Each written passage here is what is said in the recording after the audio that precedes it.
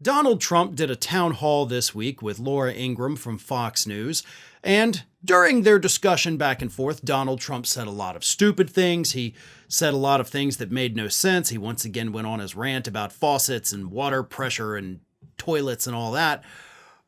But he also admitted to some crimes. Very stupidly admitted that he definitely committed some crimes. So here's what happened. Laura Ingraham was asking him about Joe Biden not being charged for having documents because he returned them and all that. And she said, do you think Biden should be charged? Now, to his credit, Donald Trump didn't even address that.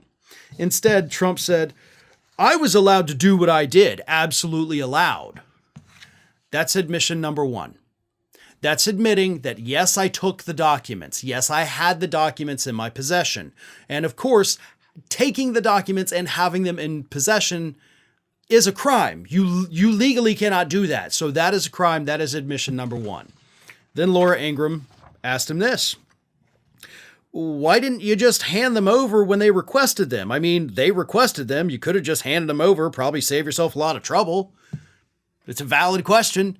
It's an accurate assessment too. The DOJ did not want to charge Donald Trump. They gave him every opportunity in the world to just give us our documents back, and none of this happens anymore.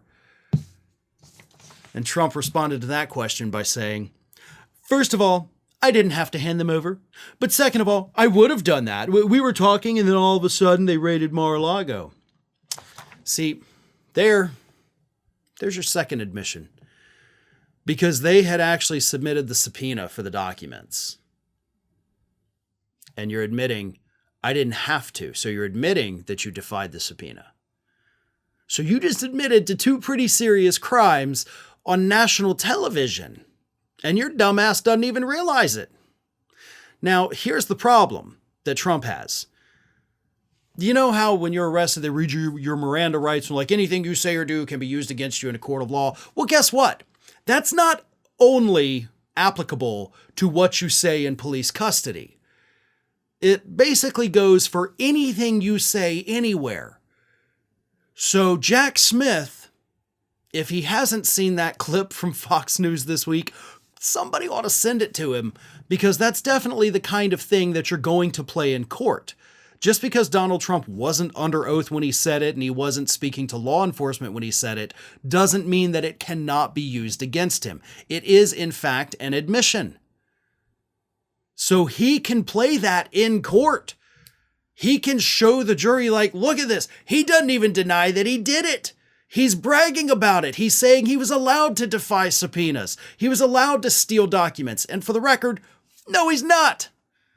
And if this were in front of any other judge in this country other than Judge Eileen Cannon, Trump would be convicted.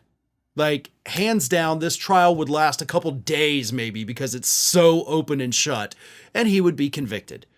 But Cannon has done everything in her power to tip the scales of justice in favor of Donald Trump, and there's a good chance he gets away with it. And maybe that's why he feels comfortable enough to admit on national TV that he did it. Because he knows that Cannon's going to protect him to the best of her ability. But the best of her ability might not be enough to prevent a jury from convicting him, especially when he just freely admits all the time that he definitely did the crimes. Well, folks, we have crossed that 1 million subscriber milestone, but rest assured, we are just getting started here at Ring of Fire. So if you're not already, please do subscribe to the channel and make sure to like, share, and comment on the videos.